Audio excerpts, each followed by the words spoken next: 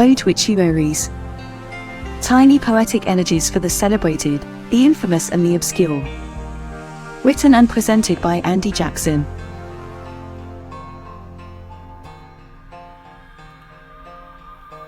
Welcome to the monthly Otwituaries podcast.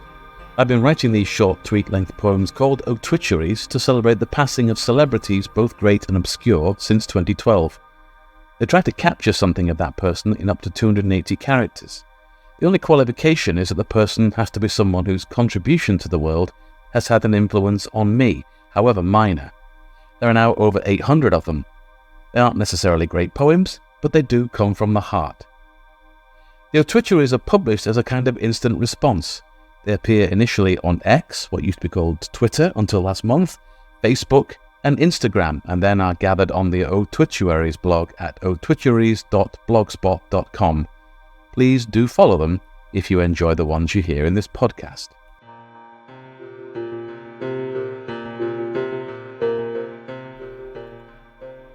This is the podcast for the month of August 2023. This month we feature another selection of poetic tributes to those who passed away in the month just gone. A Hollywood film director, a graphic designer and artist, a Canadian musician and leading figure in 70s Americana, and the greatest chat show host of them all.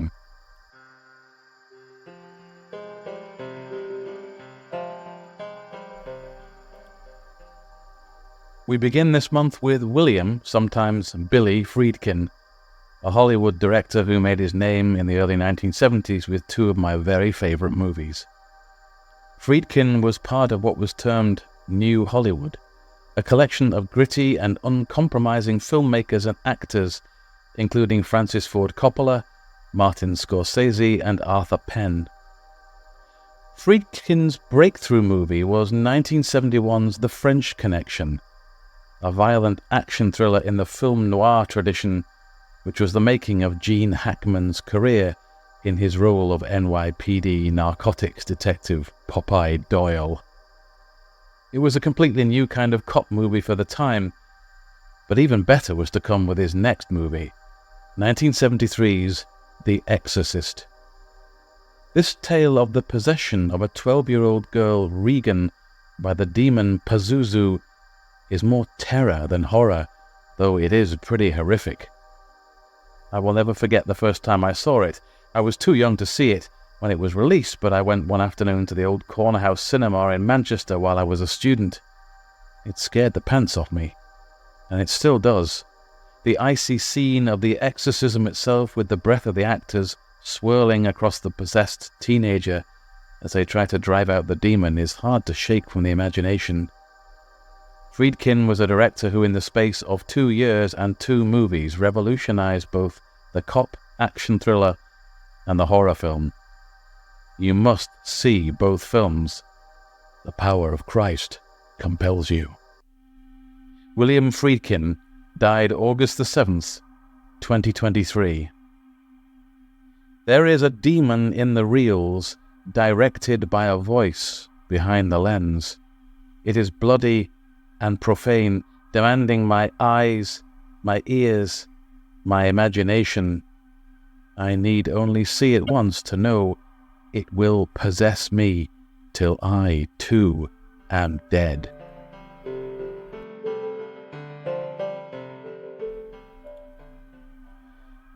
As I was too young to see The Exorcist, I was also too young to be a punk. I was only 12 in 1977 when graphic designer Jamie Reed helped the Sex Pistols blow apart the staid music scene of the mid-1970s UK. He did it with his eyeball-searing cover of the Sex Pistols' long player, Never Mind the Bollocks, Here's the Sex Pistols. Yes, there was the music and the clothes of punk, but the ultimate act of rebellion against your parents and your teachers was to walk into your house or your classroom with that album under your arm. True to the ethos of degenerate DIY music and degraded image, the album sleeve was simple, featuring just the title set out like a ransom note with each letter copied from a newspaper. The sleeves of early Sex Pistols singles also carried Reed's designs, the Queen's portrait defaced with a safety pin and swastikas on God Save the Queen, released in Elizabeth II's Silver Jubilee year. Alongside the Pistols, Reed was what marketing executives these days would call a disruptor. Jamie Reed was the perfect artistic hand at the perfect time, working with the perfect musicians and their manager for what they set out to achieve. He helped to create an image that has been imitated many times. The ransom note design trope is still parroted by lesser designers whenever there's a new best punk album of all time compilation to flog, which is usually at least once a year. Did he receive royalties for these rip-offs? No point in asking. You'll get no reply. Jamie Reed died August the 8th, 2023. Didn't you design the rebellion? More than a page, a record label, all that bollocks. It was gob and wit and razor blades. Oh yes, I knew your type.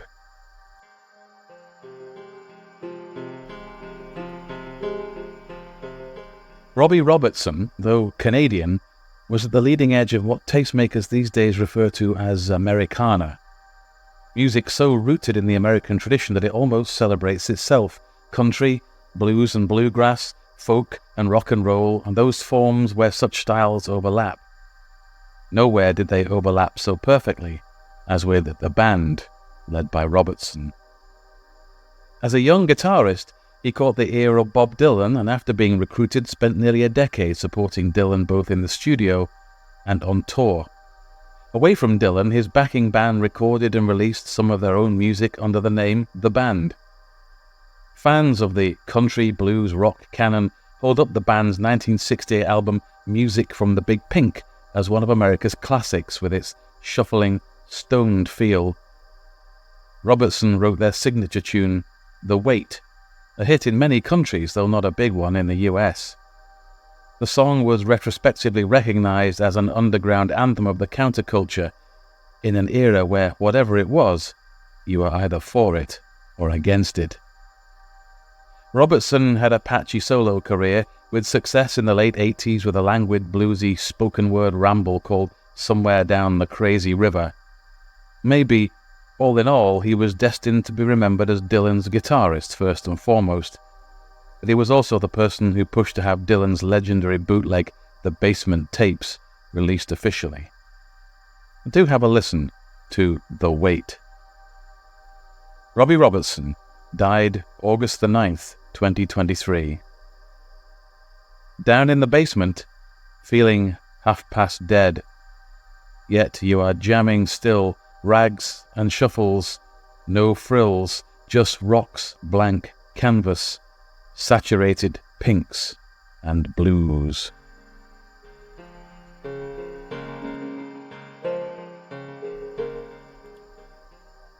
There have been many pretenders to the throne of the King of the Chat Show. Russell Harty, Jonathan Ross, Graham Norton, but come on, there's surely no argument here. Michael Parkinson, Parky, is the one. Unlike Ross and Norton, Parky's weekly chat show, which showed in the 1970s and 80s, was really not about him.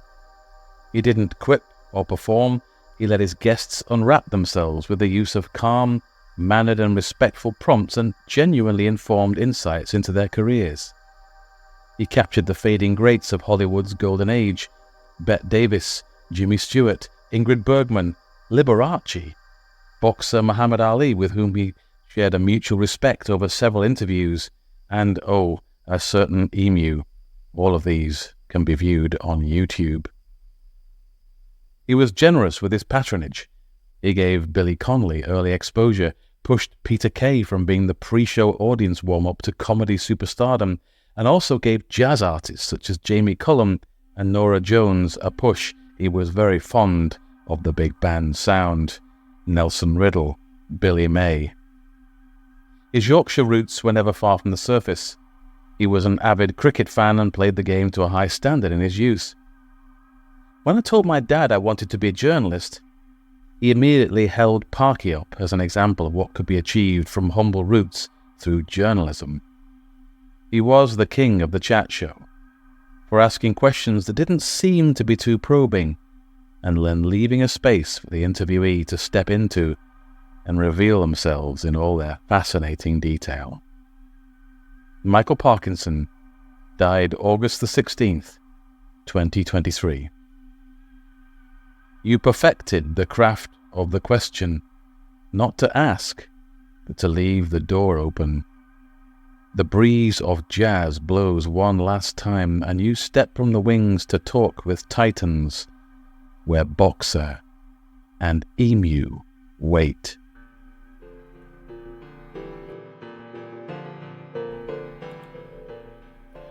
Also in August, we lost composer Carl Davis and champion of Scottish music and culture, Robbie Shepherd.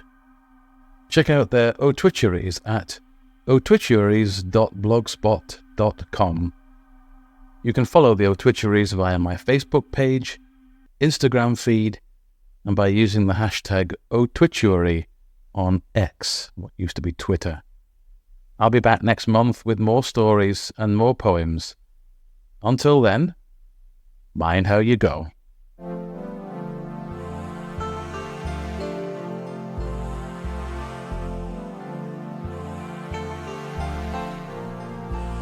You've been listening to Otwituaries, a monthly selection of tiny poetic elegies for the celebrated, the infamous and the obscure.